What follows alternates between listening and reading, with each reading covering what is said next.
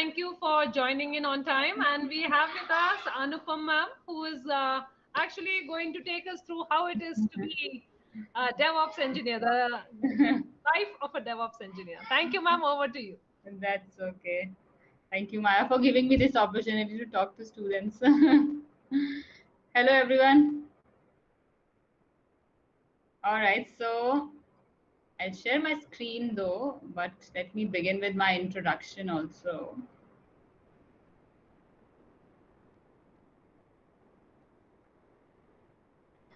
All right.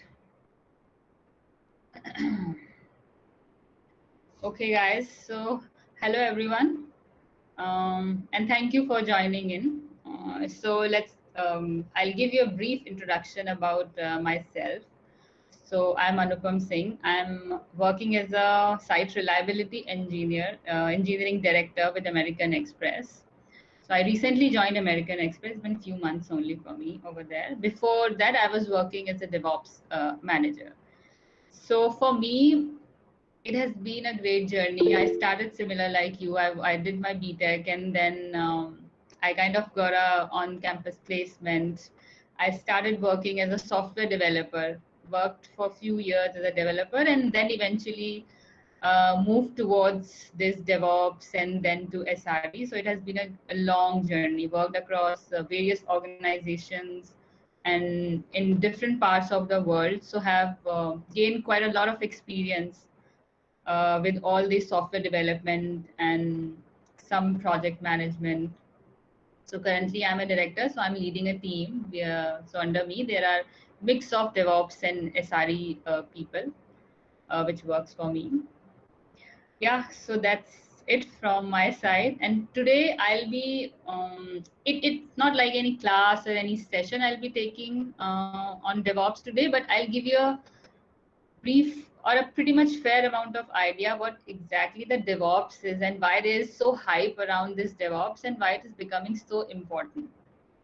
All right, so let's then begin. So we have a question answer session at the end, but in case, I don't know, Maya, how does that question answer work? But if somebody wants, they can share on the chat and you can probably tell me if anybody has any question. All right. Yeah, I'll do that. I'll do that. All right. Cool. And if I'm going over time, just let me know. No worries about that either. You take your time. That's fine. All right. Cool, guys. So on my screen, you see this picture, right? So whenever you do a Google search on DevOps, this is what you get many pictures, but this is one of the similar pictures you might have seen. This pretty 8, this horizontal 8, and all these tools and technologies, and quite a busy it gives you a kind of a perception that, oh God, if this is a DevOps, you have to learn all these tools and technologies, and this is what someone has to become a DevOps. This is what skills you have to acquire, but it's not very true. So let's simplify this. So now, if I just in a literal meaning talk about DevOps, so it's basically a bifurcation of developments and operation. All right, so in the literal meaning. So this 8 is still there. This is how we represent a DevOps in a kind of 2 circles, which overlaps. Here you see development, software development, and software operations are coming together in a way which they were not used to before. In the waterfall model, some of you guys might be reading or learning this waterfall model in your computer courses. So it was an old approach to do. Now we are moving it towards more agile, and then DevOps is kind of a part of that. I'll explain you later how the agile and DevOps are related.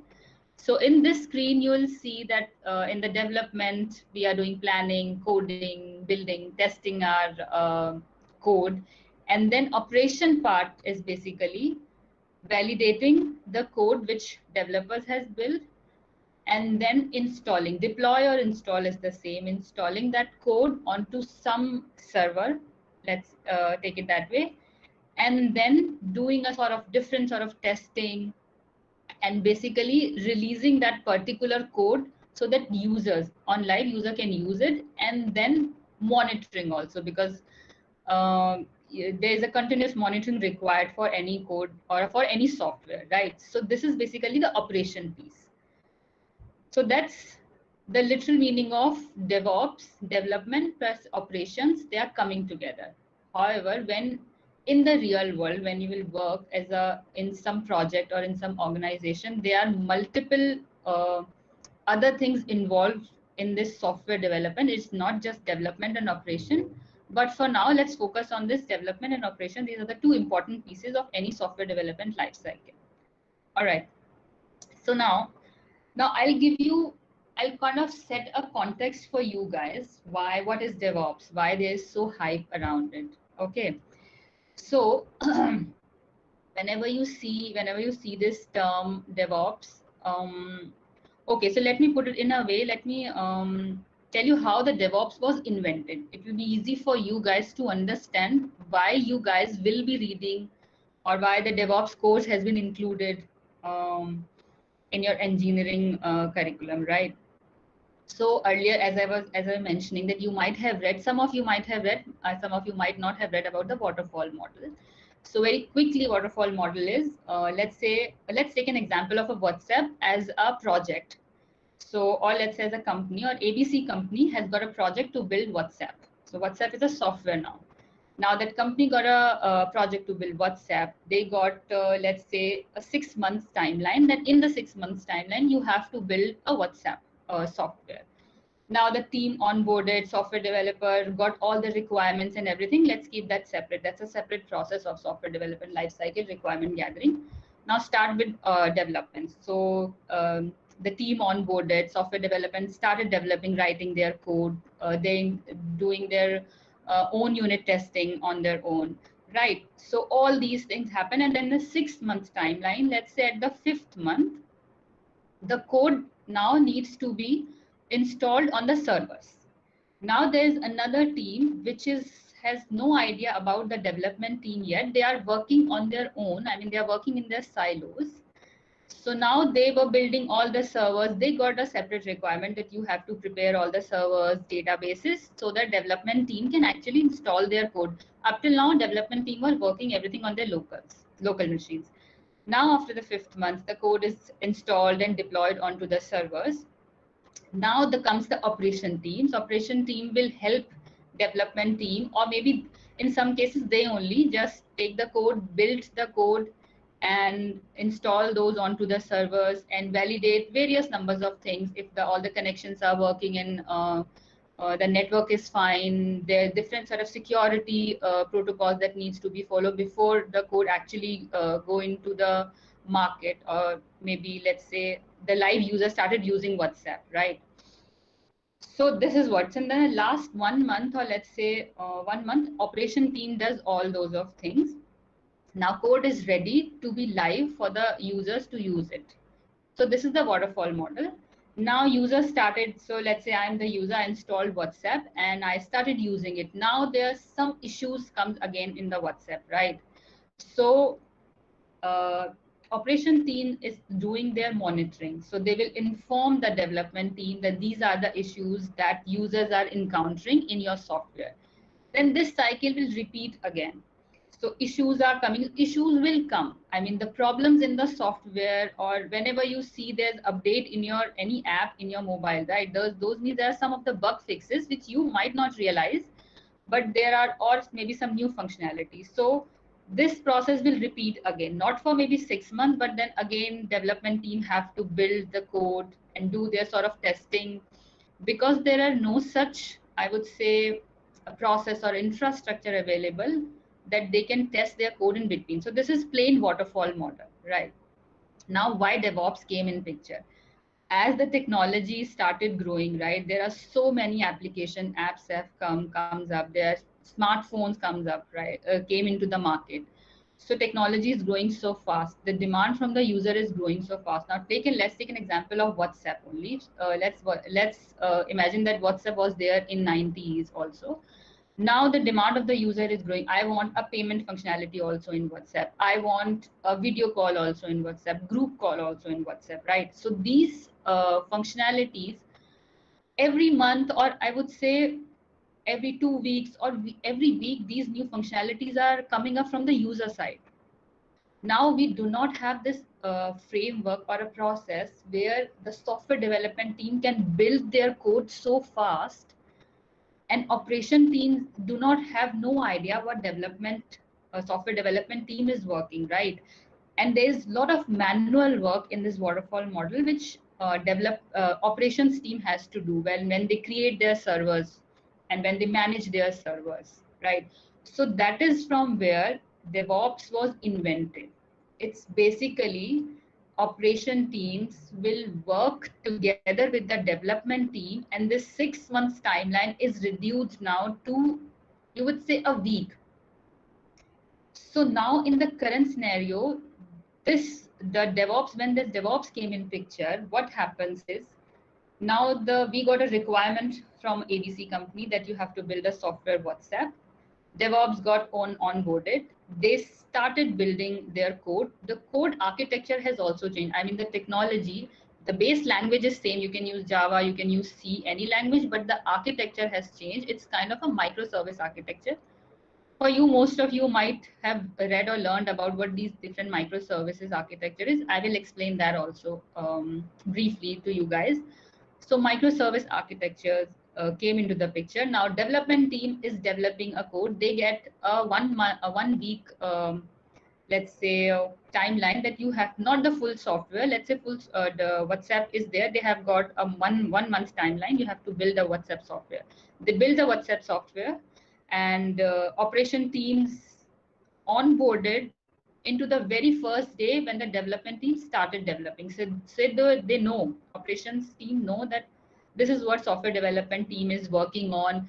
These are the requirements of a database, right? This much that we need a database for, let's say, 100 GB of database is required to store the data. We need a 12 or a 50 GB of a server RAM required in a server. So they know it's from the very beginning. Development team is continuously doing their coding on a local machine, and side by side installing their code onto the servers also.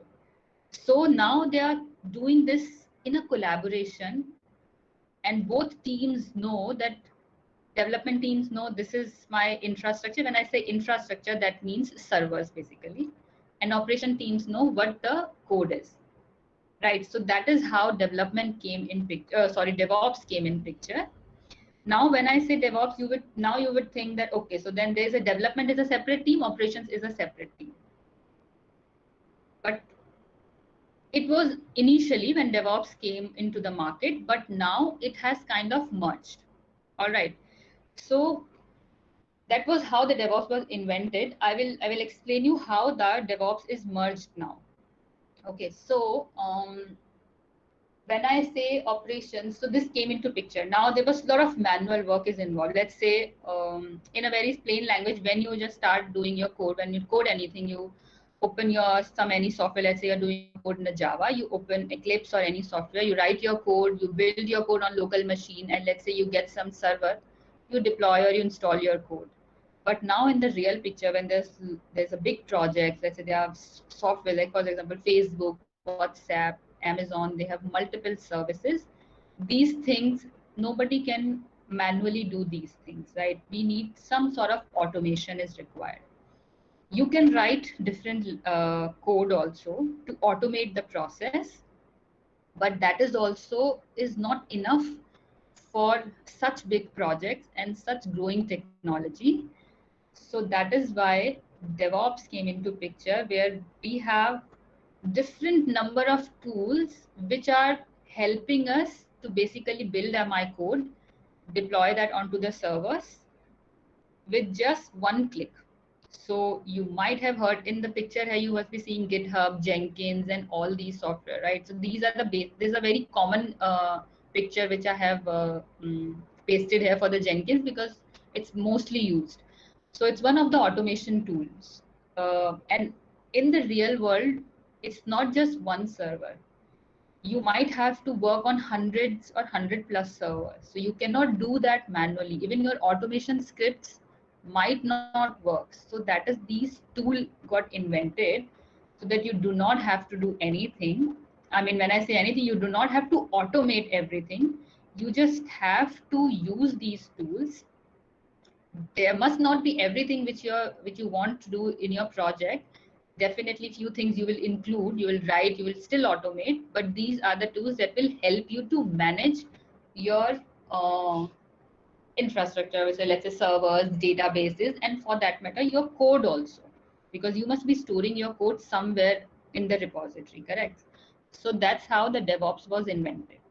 Now it is an important part of SDLC nowadays, because this is how software is developed. The full SDLC life cycle is this.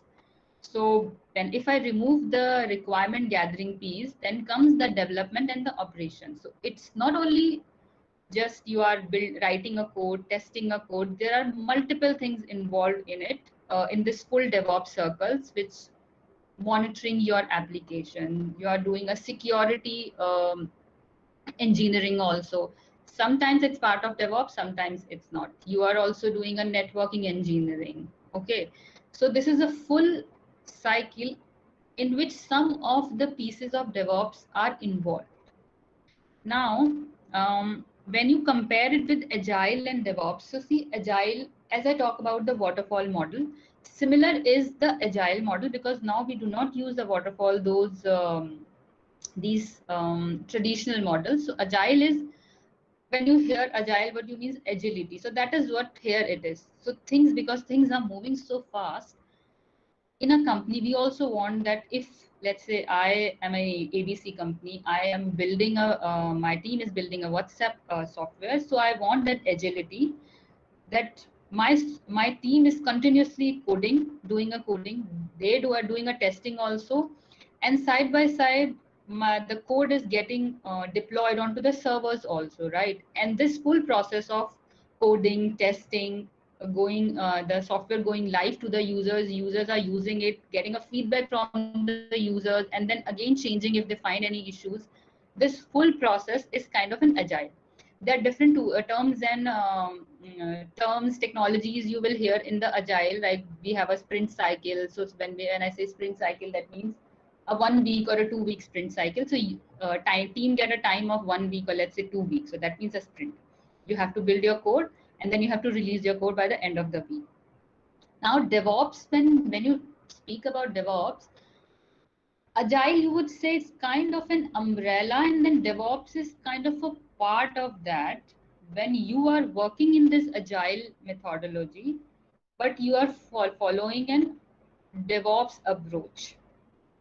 I will explain you a bit more in my next slides, that how Agile and DevOps are a bit different. But take it that way, that these both DevOps and Agile, they are approaches. They are methodologies to follow.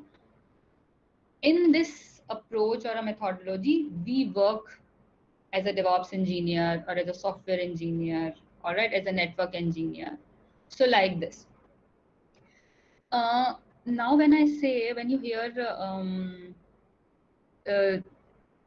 kind of what task a DevOps engineer does, correct? So for you guys, it's quite new, but when you start your career journey, so it's this picture I have taken from Google, and it's pretty good. I think it's explained pretty much what a DevOps engineer does. So what I used to do, so these are the pretty much tasks. It depends on what type of organization you are in, what type of project you are working in. For few organization, DevOps do all these tasks. For few, they are dedicated to just, let's say, few of the tasks. And for other organizations, they do much more. So the network engineering. So I know, so network engineering is a separate whole separate world of its own, but some network engineering is also involved. System administration is involved, all right. Security engineering is involved. Although it's a separate, all these are the, I would say, separate skill set, but some part or a basic understanding of all these things are involved in this, a key task for a DevOps engineer. So this picture, I'll quickly go through the important piece here. So when it says you have to be an excellent sysadmin, it does not mean that you're sysadmin, you just cram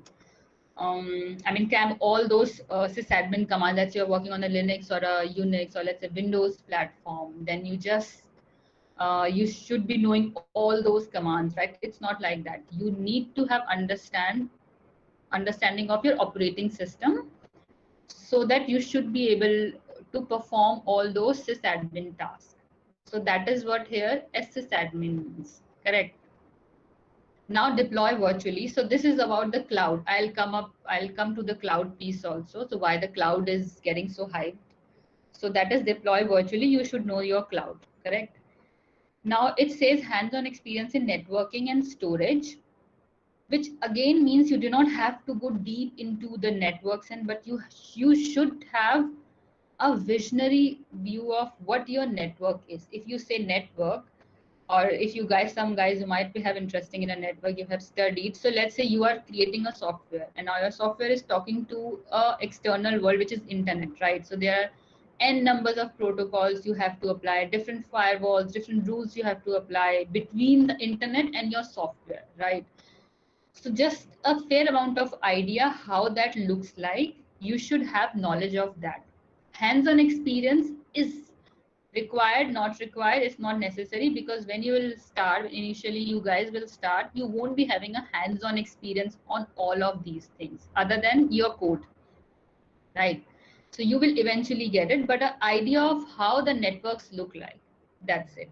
Now the coding, well, coding, if you're a software engineer, so coding will go, it's like your baby that you have to kind of do a parenting till the end. So coding will come in handy for you guys. Now, the other important I want to focus here is the soft skills, which is really important. So soft skill does not mean any language, Hindi, English, in whatever language, but you should be able to convey your message to your stakeholders. So that is what really important, and especially after the COVID, when you guys are working virtually, it has become one of the important skills. Here I'm talking about the Devops, but it has become important for software engineers also. So that will come in really handy. You should know how to communicate to your stakeholders, so that you are making them understand what exactly you are saying.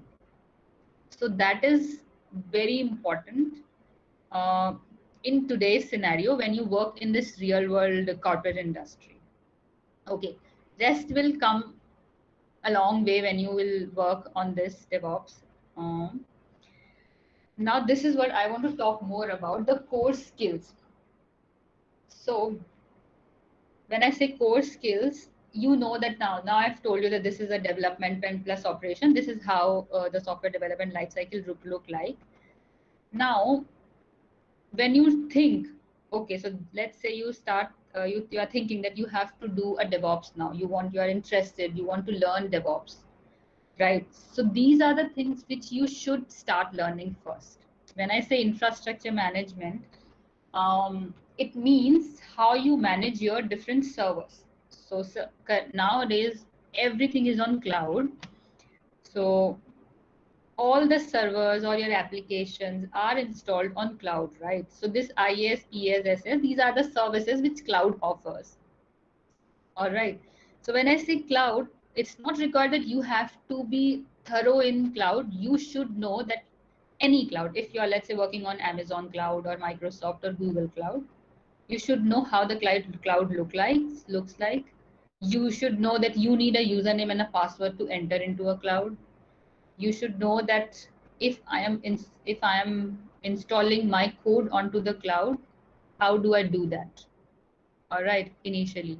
So you should know those things on any cloud. You should know that, okay, I have to create one server.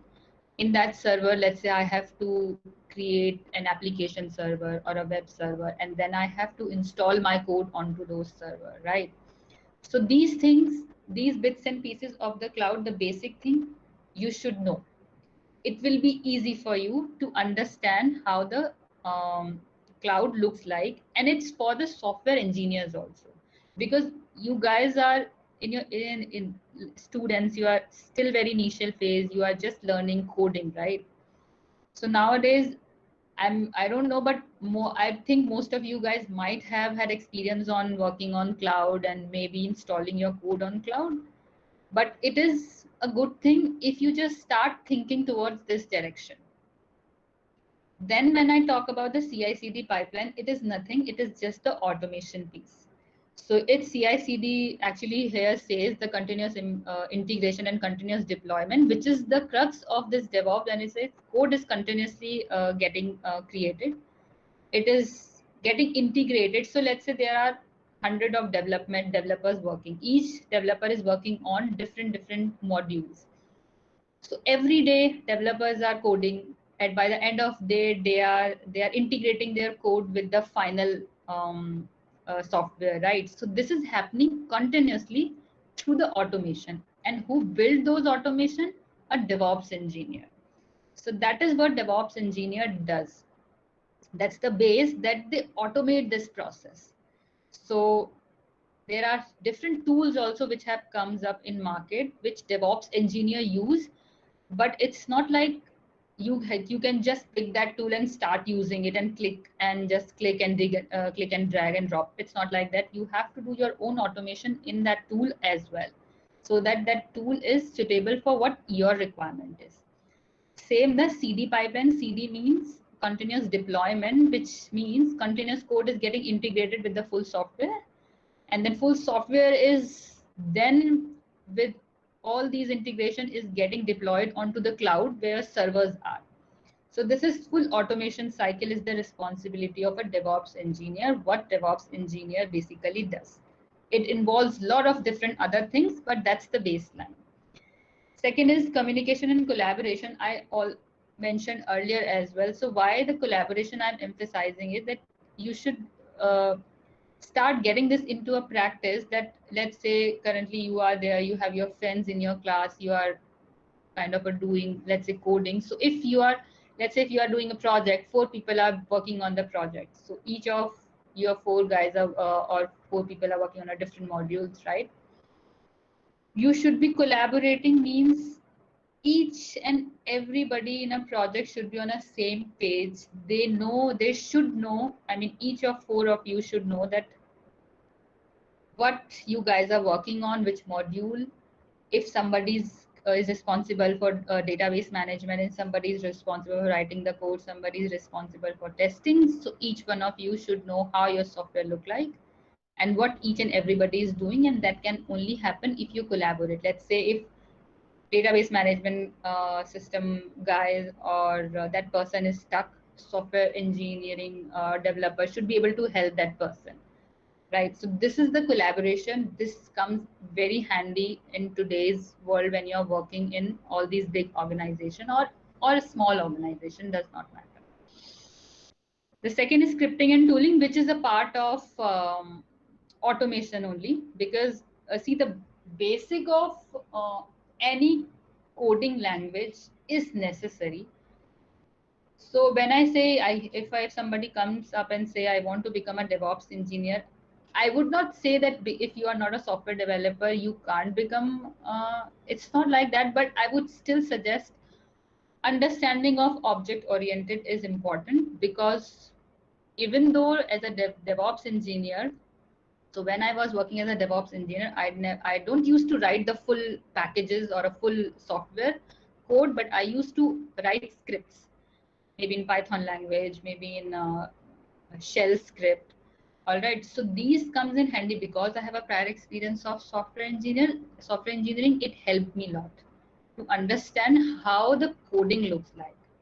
It's not necessary, but it's very useful, I would say. So these are the 4 kind of a pillars you should start thinking towards when you think about DevOps. Now, this is a very question, I mean, the basic sort of question when you have to decide how you will begin. See, nowadays you guys have quite different options, or you can either choose to start with a software developer, or you can choose to be a kind of DevOps into an operation, So it's either way you choose, you are not restricted to, you won't be restricted to just this only. Let's say you chose a software development. It won't be like that, that if you are working in a software development field or as a software developer, so your full life you will be doing a development. It's not like that. You can anytime switch to operations, because teams work so much in collaboration and they work together that there is no such a defined line that these are the responsibilities of a software developer and these are the responsibilities of a DevOps engineer. There is definitely a process around it, because without process, organization won't be able to perform and work. But either you can choose either a development, or you can choose as an operation, which is DevOps. Anything you can lead your career to software engineer, and you can lead your career to DevOps also. Well, there are other streams also and other technology skill sets where you can lead your career as well. But because we are talking about DevOps, that's why I'm giving an example of this one. So when you think, how will you now start from here? Let's say now you think, okay, I want to become I chose operations and I want to become a DevOps engineer. So you first need to understand your code. When I say code, that is object-oriented language. You need to have an understanding of how this whole, object-oriented, data structures. I mean that. So you should be have an understanding of what is my data structures and how it looks like. A basic, you might not need to be able to do coding. Let's say if somebody is not interested in coding, it's okay. You do not have to learn that every time, but the data structures is very important. That is the base. So when you are, let's say you know the data structures. Now, if you are, let's say, starting on building on some project, let's say you pick up some small project. Okay, let's take an example of WhatsApp only, because I took in the beginning. So let's say WhatsApp, like a very small tool, you started working on building a WhatsApp software where it's just for chatting software. You should have a vision, or you should be able to connect the dots that how your software data flow is. I mean, what is the requirement? What is the problem which your software will be solving? It will help you a lot to understand the software also. Plus, if you are thinking towards the DevOps engineering field, it will give you an idea. Okay, so now this is the data flow. Now I need web server, I need application, I need a database also, right? I need a firewall also to set up, because this is what my software is doing.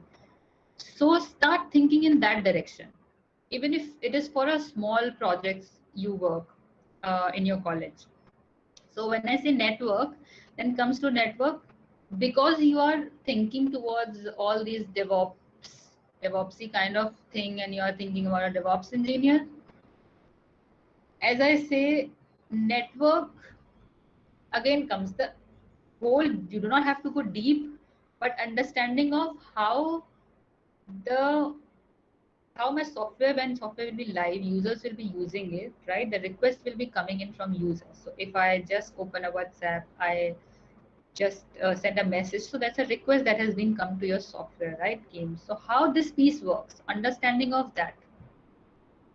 And then infrastructure means, it is good for you guys. It will be, I would suggest, if you start working or thinking towards the cloud.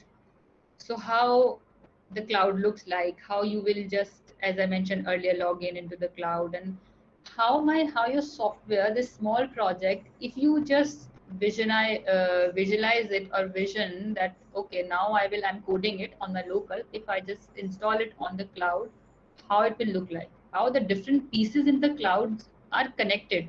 I mean, because database will also be there on cloud, web server also be there.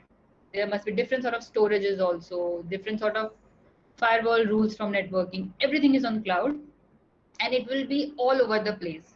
I mean, you can't get just a bit kind of a diagram thing in your mind that, okay, this is how the things are connected. No, but just to understand how my data is flowing from one end to another, and it will help you a lot if you start thinking on this direction. Okay. Okay, so now this is just because it's kind of we are talking about life in a DevOps engineer. So as I mentioned earlier, right? So it does not matter that if you started with software engineering, that you cannot choose any other career. So there you see there are a few things which I have highlighted, listed out, where are the possible careers option in a DevOps, like SRE, because I'm working as a SRE currently. So site reliability is basically monitoring piece, which is more towards the live monitoring of what user is, so that to make sure that my system is up and running. So monitoring my servers. Then you can be system administration also, solution architects, cloud architects, release managers, infrastructure managers. There are other career option also in DevOps, which is related to data science also, because few of the people in my team, they are kind of data scientists, but they are also working in DevOps. They are doing some sort of automations also on the cloud. So they are also a part of a DevOps engineering team. So there are n numbers of opportunities. If you have an idea of or an understanding of what DevOps is, what it looks like, and okay, so now I know, if you know that, okay, now I know this is what I have learned in my college, that this is how DevOps is. This is what a DevOps engineer does. DevOps engineer also does development. When I say do sort of automation thing, work with the development team, and also involves in the operation piece also, right? So I know this thing. Now I can start my career in all these fields which I have mentioned here. Plus there are others also. There's ample opportunity. So that is what the whole idea around DevOps and the invention is. Okay. I think, yes, now I'm at the end of my slide. So that is what I have said, too much from my side. Thank you, ma'am. Thank you so much. It's really very informative. Guys, the floor is now open for questions. Please ask. Let me just escape this. So it's all open for you. Floor is open, guys.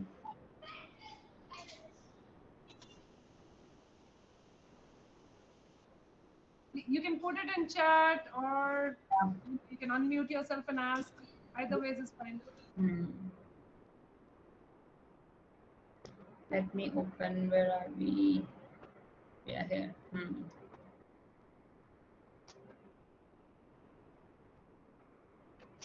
I know sometimes some things might have gone overhead, but it's okay. Because I had a question for students as well. Like, what is there some particular certifications which would help them if they want to become a DevOps engineer? Is there something? So that's a good question. While they are in engineering.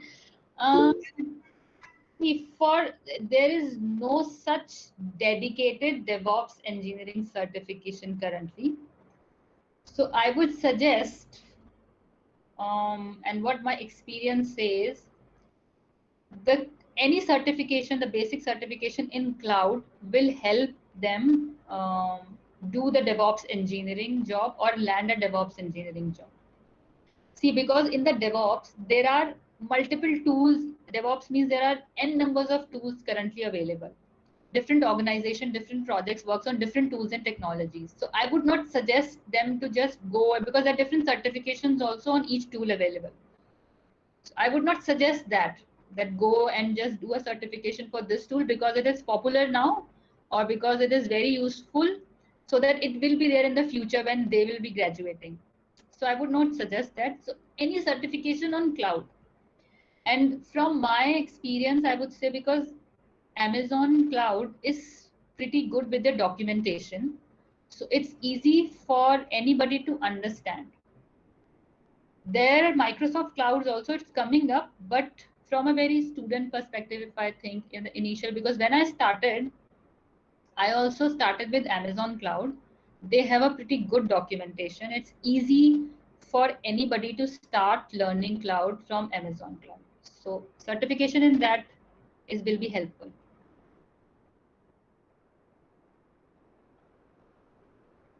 Guys, any questions, please do write in chat box. Let me see. Yeah. People are too shy. They just have a starting trouble, ma'am, usually. So Yes, I know, I understand that. I the have one- been there. I have been there in their shoes when I started. so we'll have to see who the brave one is. Yes, Wow, it is about absolutely Docker. question. Very good. Okay. What? Okay, so that is an advanced question. I would believe that you already know about DevOps and you know about Docker, right? So see, it's a tool which we use basically to. I already worked in Docker. Is there any separate software? Sorry, if there, Yeah, I didn't get your question. yes, ma'am. Is there any other software, any other platform? Hello? Okay. So if you want to learn more, so software, so Docker is one. Then there's very software which is nowadays everybody is using is for containerization, which is called Kubernetes, which uses Docker as a base kind of a language. I would say language as a tool to deploy the code and write everything. So Kubernetes is one. If you start learning Kubernetes, that will be very helpful for you guys in future to land up a DevOps engineering job. Other tools, okay, so the other tools is one more tool called Jenkins, which I showed you. It's for an automation, it's an automation tool. And most of the organization, I would say, I guess 60-70% organization use that tool for creation of their CI/CD pipelines. So that is another tool. And there is one more tool which is called a Terraform. It has its own language. It is a bit advanced tool for you guys, but because you asked me, so that's why I'm giving an example. So this is a tool which help you manage your both servers, databases, or with infrastructure on the cloud. So that's also a pretty good tool. It has its own language. You might have to learn. It's a very easy language, but from a syntax perspective, you might have to learn that language. So that's also another tool. So I think these are pretty main tools which we use in different. I mean, in my different organization I have worked, Kubernetes and Docker are the two tools which are used in most of the different projects. Thank you, ma'am. You're welcome. Anybody? Any more questions? Ask away. Ma'am, Hi, ma'am. is it Hello. Go ahead. Okay, so ma'am, like personally, when we are doing some personal projects, like when we are just simply deploying it to show someone, like the user base will be always less than 100 or so. So we just spin up a small Docker container or use one or two Docker container and like, do a reverse proxy or something, and maybe a simple load balancer. So like that's the scale of projects we do. But as a DevOps engineer and working in the industry, like we need to like scale up, maybe use Kubernetes and other technologies to like run very large number of containers. So like how to get such an exposure, in college. So see, in college, it will be a bit difficult because these are small projects, right? So what you can do is you can think of creating some big project which has user base more than 100, let's say. Also, currently you are just building, you are doing it on one container. Try to spin up, let's say, multiple containers or I would say, let's say, take it as a 3 containers. So if when you pull up even for 100 user base, try to create multiple containers. That will help you to understand the strategy or the process, how the containers communicate with each other, right? So you'll get an idea. If let's say you come, if you have to do, if you are into an organization and you started working, so you will have a pretty fair amount of idea. Okay, so this is how the multiple containers communication works. This is how I install my application on the multiple containers, even though you have 100 user base. So try doing that. Because yeah, that is correct. So currently, yeah, sorry, go ahead. Then I'll. I'm like, so for a small project, like you said, enough to spin like multiple Docker containers and use a load balancer or something, or from the beginning we should try using Kubernetes or other orchestration tools. Okay. So see, for a small project, it's not required, right? So no, Kubernetes is not required. Kubernetes is just for managing your multiple containers. When the containers are more than 100, right? It's not required, but because you need to learn, it will be good if you can spin up multiple containers in a Kubernetes. So let's say you install Kubernetes software, everything. Now you have, let's say, 2 or 3 nodes in Kubernetes. Each node will have, let's say, 2 containers. Okay. So now there will be 2 into 3, 6 containers. It is not required for your small application, but just do it for the sake of learning. That is what I meant to say. And like one more small doubt, like so like many people like actually take time and install Kubernetes on their own server, but Yeah. like there are that many people say it's recommended to use any Kubernetes cluster provided by any cloud provider. So like, which you think is best to start out? So when I say provided by cloud provider, see, that is what they are, it is recommended from a perspective of a real-time project, when you're working on real projects. But when you are learning, so this is how I would put it. When you are learning, you will do on your own, on a local machine. Let's say you do not go to the recommended piece. You will learn the intricacy of the architecture of Kubernetes. It will help you learn more.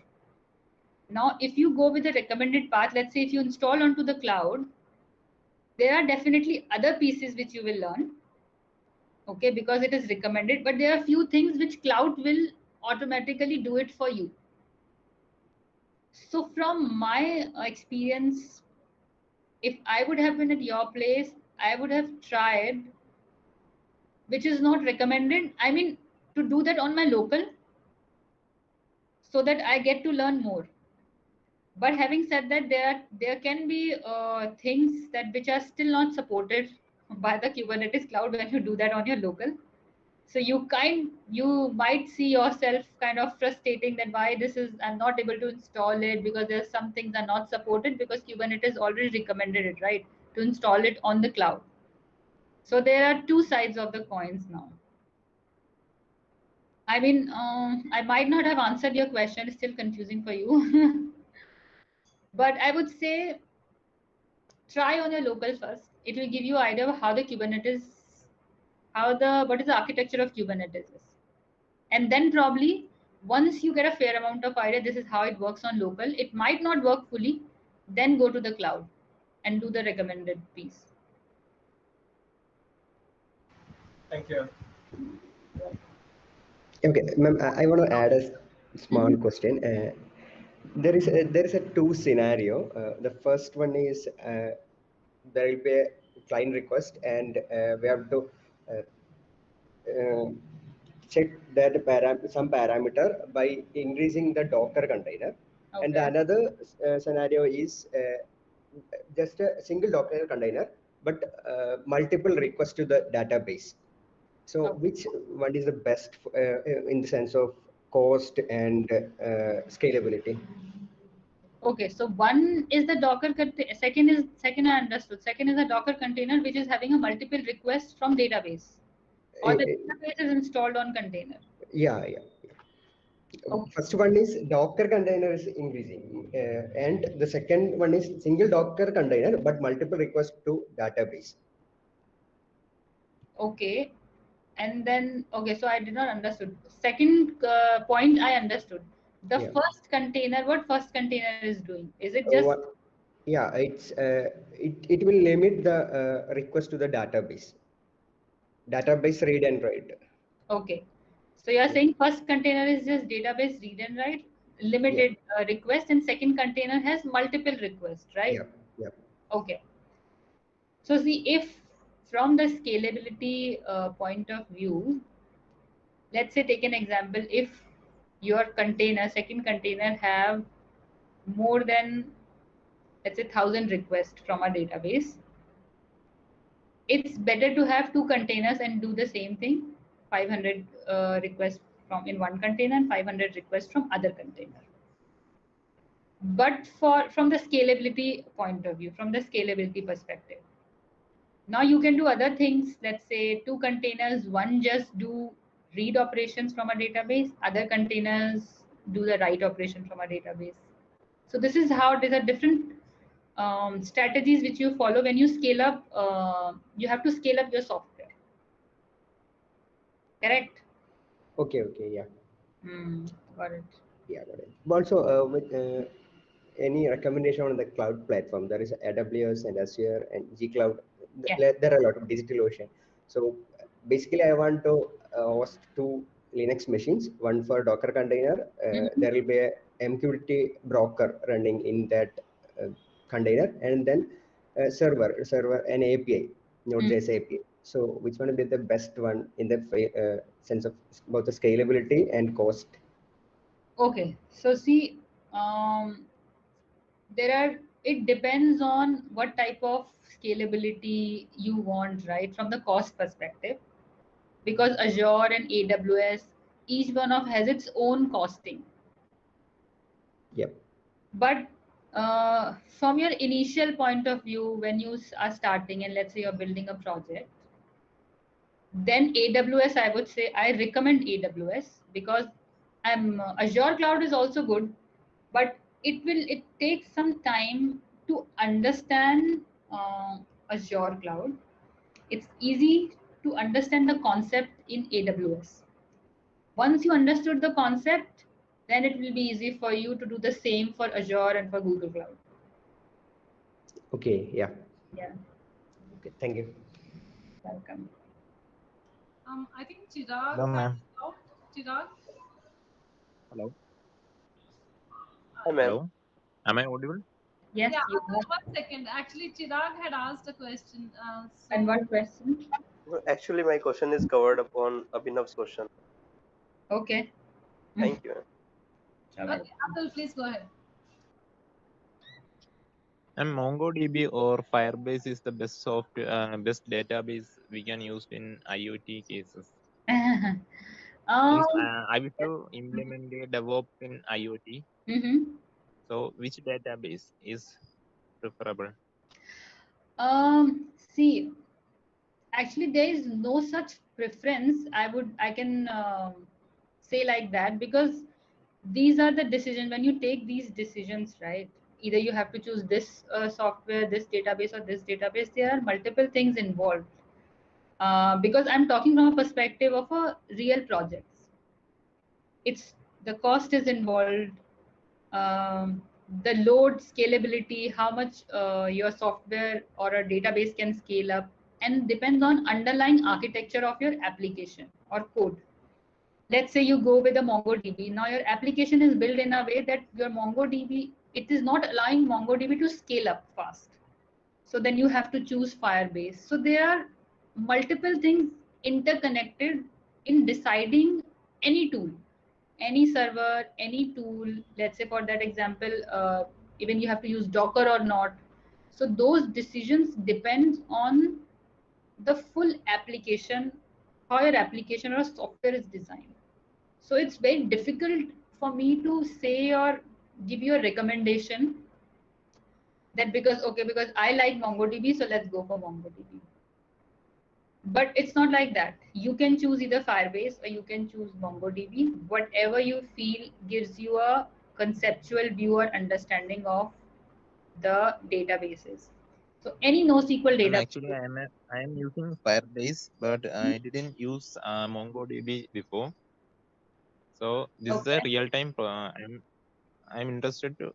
The perspective is a real-time project. We are implementing this database in a real-time project. Which one is the most useful? Because I am not aware about the MongoDB. Okay, so if you are using Firebase and you see it's working okay, it's able to scale up, and your application is working fine, then you don't need to go to MongoDB, right? But if you think, I mean, because I don't know what application is, right? And I don't know the architecture of real-time application. So I cannot kind of recommend you should go for MongoDB or not. If you see there's some problem or there's some issue with the Firebase in your application or a software, you're not able to scale up, you see there's a lot of manual things you have to do. If you have to do a backup, there's a lot of read write request. Even for a read write request, your memory is going high, right? And you're not able to handle that or manage that, then probably you have to think for a MongoDB. But if you give ask me for a comparison, both have their own pros and cons. Okay, it's an IoT. I'm looking for an IoT project. So the data should be sent by any of the gateway device like Arduino or Raspberry Pi, something like that. So I'm feeling better with the by using Firebase, because they're providing a real-time database environment. We can directly push the data to the cloud. So I didn't use MongoDB before. One of my friends suggested that you can use that, but I didn't get any proper guidance from means a proper justification from anyone. That's why. Yeah. So see, you answer your question yourself. So you are still comfortable and everything is working fine with Firebase. So just because somebody suggested you, don't think that you have to use MongoDB.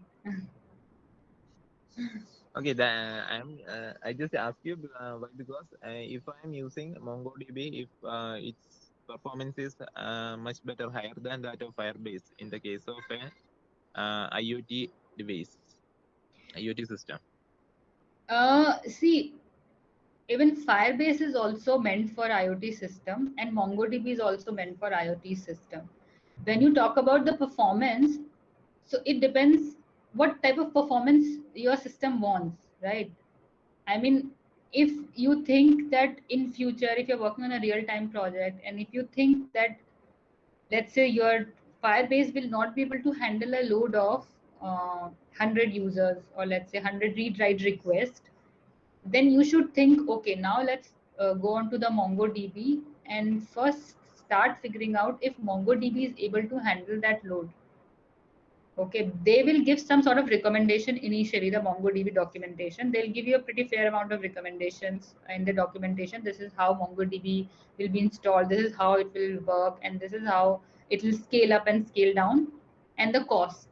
What type of cost is involved in MongoDB and Firebase? These are the different decisions you have to take when you are deciding between 2 or 3 tools. So to answer your question, I mean, I know it's confusing and I'm not giving you a straight answer on this one, because for that I have to analyze what your application is end to end, and you actually need to go to MongoDB. If you do not need to go to MongoDB, if your software is working fine, it is able to scale, and it is in your budget, then you don't have to choose any other software, because Firebase is doing for you, right? And you are able to scale up. And even if, let's say, it's a real-time project, in future, more users comes up, and your software is still able to handle, your Firebase database still able to handle the load, then why you have to go to MongoDB? Not required. Okay, ma'am. Thank you. Anybody, any more questions? Ma'am, a quick question. Like, Mm-hmm. ma'am, I was working on a project in which, like, I was deploying it. So there was a virtual machine. So I installed Nginx in the virtual machine. So I had different Docker compose files which were representing each of the application I deployed. So it was like working fine. Nginx was acting as a reverse proxy, and Nginx was installed on the host machine. But then later I installed another Docker compose file. Means I converted the Nginx to the Docker compose file. So now the Nginx is also running inside a Docker container. So now I'm facing some issue, connecting in between these, containers.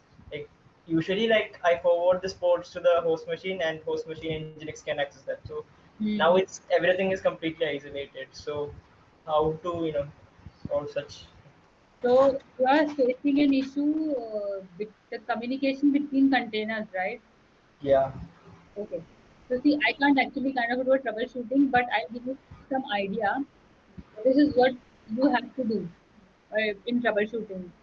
Just first search how when you there's a communication between Docker, there are certain ports which you might have to open, right? Just look onto those because from top of my head, even I don't remember what exactly the protocols you have to follow if there's a communication between containers, right? So just start searching from there.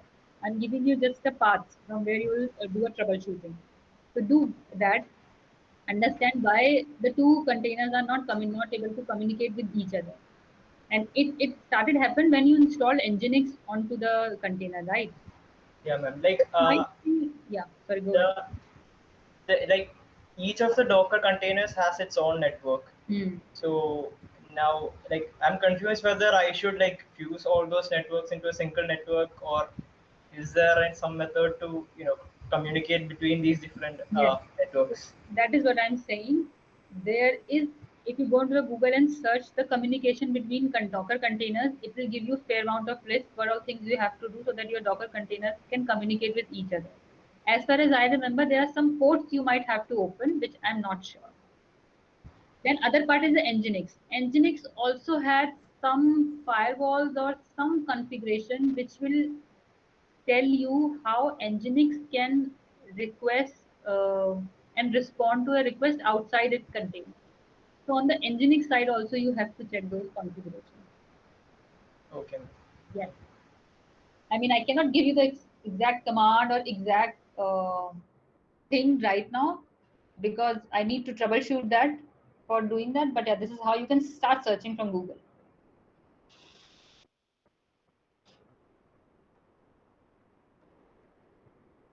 Okay. Anybody? Any more questions? Anybody? Okay. These guys are really smart. They are already doing all these Docker. They know what DevOps is. They know what cloud is. They are pretty Isn't that smart. cool? It is. Actually, ma'am, we had this year we had a Google.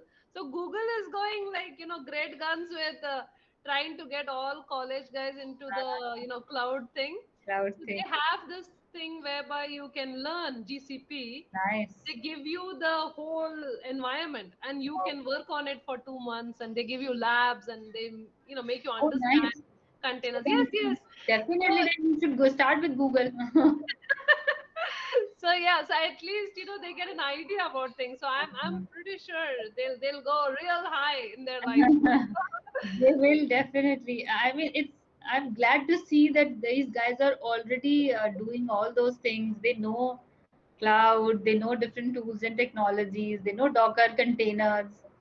Yes. I mean, I'm glad to see that. Yes, I hope more and more people, get more focused like this, and yeah, hopefully they'll do really well in life. I'm sure they'll do very well in life. I'm sure of They that. will definitely.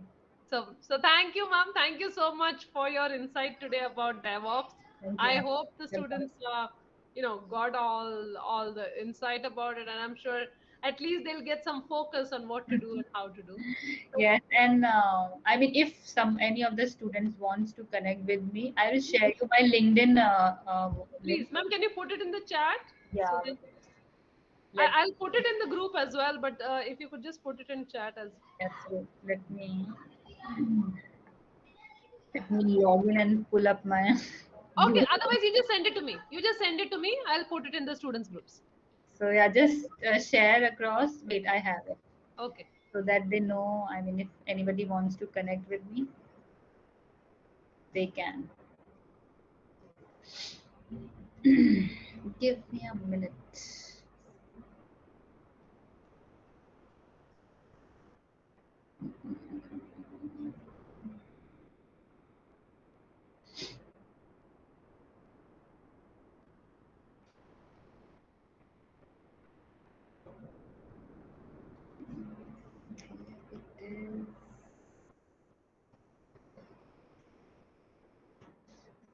there's my LinkedIn profile.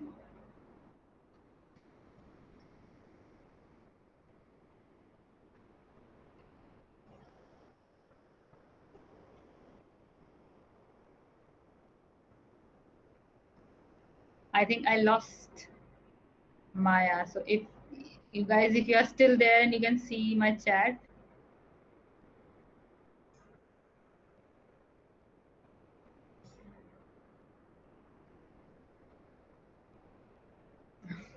You joined back. Sorry, ma'am, I lost my connection. That is okay. It happens. Yeah. So I just posted the link here on the chat. Okay. So you So guys thank can you. connect with me. Yeah, my pleasure. Thank you so much, and thank you guys. Thank you for being here. So I So hope you listening to me. No, it was really nice. It was very informative, ma'am. Thank you so much for giving some time to my students. Thank you so much. You're welcome. Okay, take care. Bye, guys. Take care.